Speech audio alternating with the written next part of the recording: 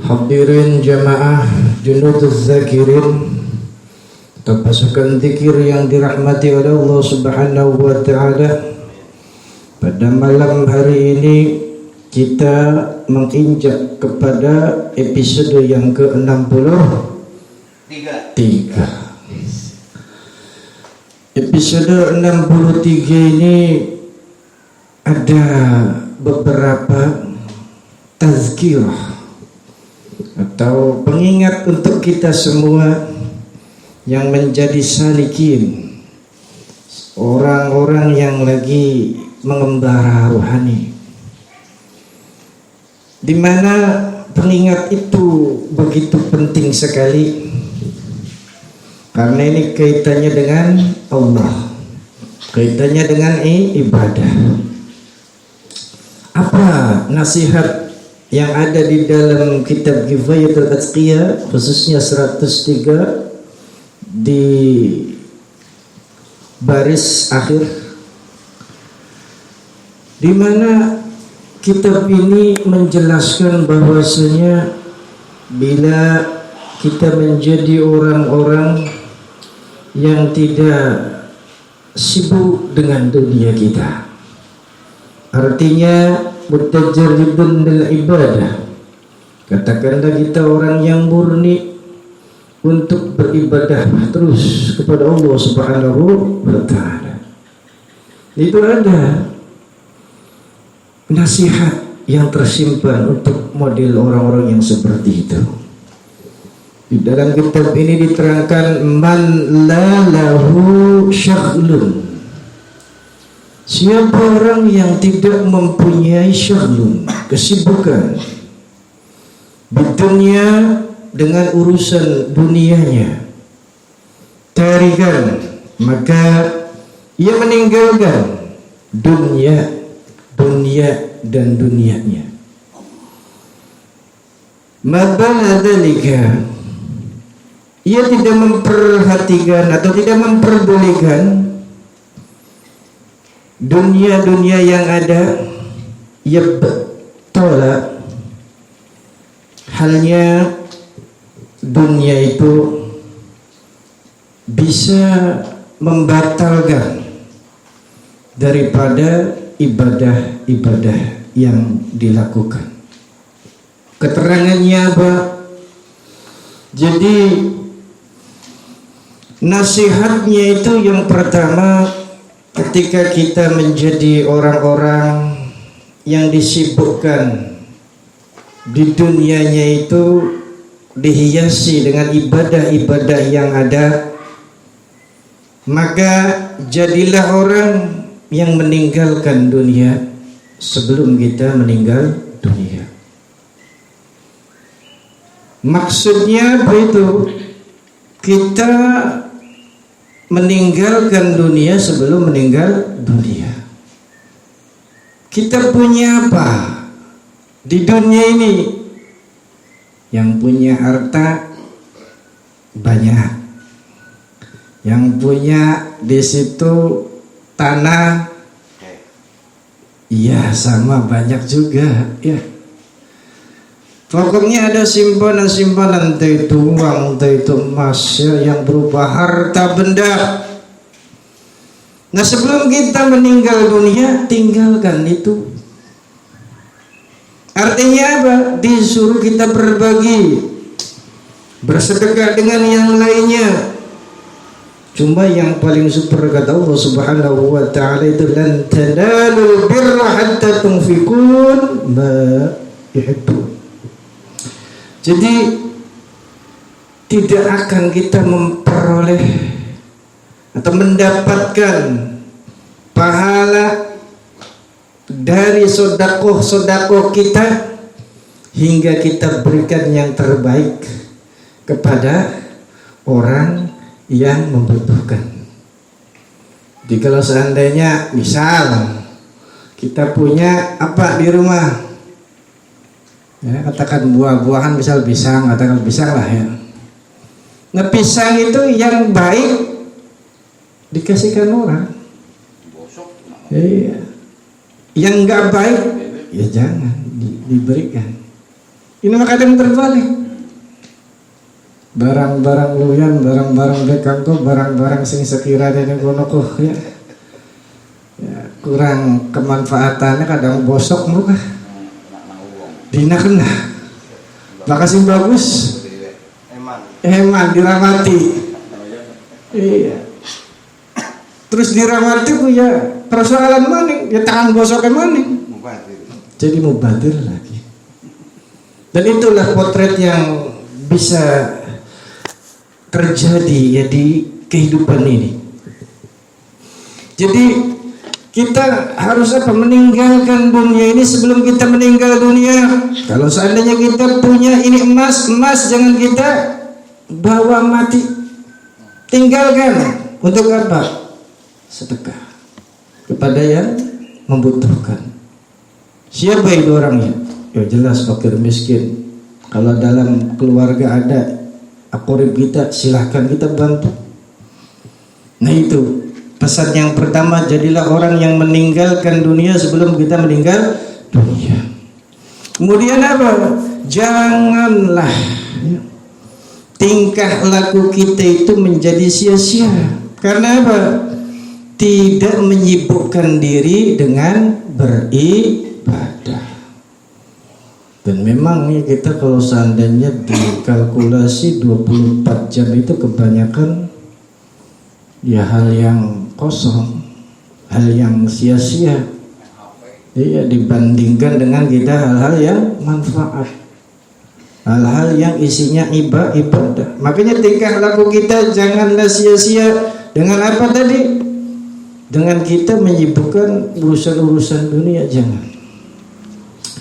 Kemudian juga ketika kita lagi menjadi orang-orang yang ingin dekat dengan Allah Subhanahu wa taala, jadilah orang yang melayani Allah.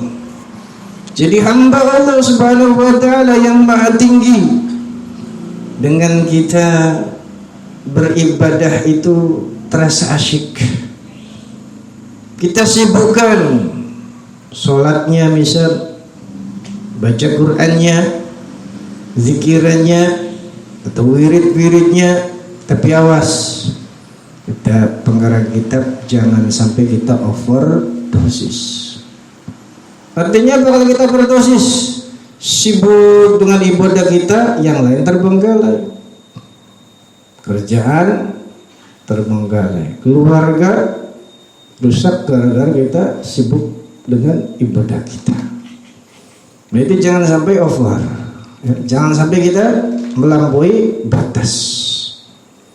Karena segala sesuatu yang melampaui batas itu enggak enak dan bisa menjadi penyakit. Jangankan itu ya namanya ibadah yang hal kecil saja, makan kelebihan, minum sama itu, apalagi yang lain-lainnya hal yang penting. Jadi apa ibadah juga ketika berlebihan itu akan bahaya. Makanya jangan sampai over dosis. Ukur dengan kemampuan kita masing-masing. Kemudian ketika kita itu di dalam ibadah, ya, pada saat kita malas ataupun kita enggan, ada hal yang bisa meninggalkan ibadah-ibadah kita yang biasa kita kerjakan, maka kita apa? Perangi hal itu. Jangan kita ikuti. Dan kalau seandainya memang kita ketinggalan sholat malamnya, maka kita hukum diri dengan apa? Ganti yang lainnya. Entah itu dengan baca Qur'annya, entah kita perbanyak zikirnya, ya, artinya kita lakukan penggantinya gitu. Kemudian selanjutnya kita itu hidup ya ketika beribadah, janganlah kita buat sebuah nafsu yang bisa mengeraskan hati kita. Contohnya apa itu? Yang bisa mengeraskan hati kita. Ini ucapan ini. Ya, ucapan-ucapan ya bikalamin, dengan ucapan-ucapan yang sia-sia, dengan ucapan-ucapan yang mungkin kotor, dosa dan kasar, yang bisa mengeraskan hati kita, yang bisa merusak daripada hati kita. Makanya ini telinga 2, mulut 1, tapi 1 lubangnya besar. Artinya apa? Suruh kita banyak-banyak diem, ya, banyak-banyak diem. Kemudian kita ini telinga 2 gunakan untuk banyak mendengar. Nah, itu filsafatnya. Banyak dengar daripada bicara. Karena kalau kita banyak bicara, kemungkinan salah banyak. Nah, makanya jangan sampai kita menjadi orang-orang yang gara-gara mulut ini bisa mengeraskan hati kita. Kemudian setelah daripada itu kita amalkan amalan-amalan yang disenangi oleh Allah Subhanahu wa taala. Apa amalan yang disenangi oleh Allah Subhanahu wa taala? Banyak sekali. Istighfar, oke. Sholawat, iya. Baca Quran, iya. Sholat sunnah, iya, itu sama. Semua disukai oleh Allah Subhanahu wa taala dengan catatan al-istiqomah. Jadi amalan yang dicintai oleh Allah Subhanahu wa taala ada istiqomah. Daripada itu ada orang yang banyak satu hentakan. Jawa ngomong masuk berbelarak, beradab, ya harus berangkat. Nah, jadi istiqomah. Karena dengan istiqomah itu laksana tetesan air rintik-rintik yang terus jatuh ke bumi, yang jatuh ke batu. Maka dengan rintik-rintik tadi jelas dan akan memberi hasil atau kesan yang sangat indah di dalam ibadah kita, walaupun sedikit. Iya. Kalau istiqomah jadi karamah. Dari pondok itu baca Quran 1 hari khatam, nyambung-nyambungnya dinapun baik. Hari itu saja, ya itu tidak baik. Kemudian yang lainnya apa? Misal wirid-wirid, ya. Itu kita perhatikan, macam-macam itu wirid, ya. Bacaan yang kita hitungnya ada yang 33, yang ada yang tadi 169, ada yang 55, ada yang mungkin 100, ada yang mungkin 3, ada yang mungkin 9 dan lain sebagainya dalam wirid, ya. Nah, itu yang macam-macam, ya, kita ketahui. Bervariasinya di dalam wirid itu akan menimbulkan, ya, kecocokan dan kenyamanan. Rasa yang ditimbulkan pun di situ, ya, berbeda-beda. Pernah mungkin awal-awal, ya, saya terangkan bahwasanya yang namanya zikir atau wirid itu satu orang dengan yang lainnya rasanya berbeda. Ada yang cocoknya dengan ini, ada yang cocoknya dengan itu, ya. Itu bisa dirasakan, iya, memang. Nah, zikir yang macam-macam, wirid yang macam-macam silahkan. Yang menenteramkan, yang menyenangkan, yang membuat hati tenang, itu adalah zikir yang cocok buat rohani kita. Nutrisinya pas, cocok, ya. Tapi kalau yang enggak ada ngaruh, dibaca saja, ya enggak apa-apa. Cuma nanti ada satu zikir atau wirid yang bisa menyentuh daripada rohani kita, membuat kita tenang, ya, nyaman. Itu berarti zikiran itu cocok untuk kita. Kemudian yang terakhir pesannya ini untuk orang-orang alimin, orang-orang yang berilmu. Apa pesannya? Jika itu adalah orang alim, maka jadilah orang alim yang berfaedah, orang alim yang bisa memberikan manfaat pada orang-orang yang ada di sekelilingnya. Misal dengan karya-karyanya, dengan fatwanya, dengan ia mengajarkan, ya. Nah, itu adalah akan lebih utama. Ya, supaya lebih imbang, kita nanti pagi-pagi, baik orang alim ataupun orang umum, silakan kita bagi menurut kitab ini sepertiga. Nah, kalau untuk kita umum sepertiga mungkin kita untuk belajar, sepertiga untuk ibadah, sepertiga nanti untuk sisanya bisa untuk istirahat ataupun untuk bekerja.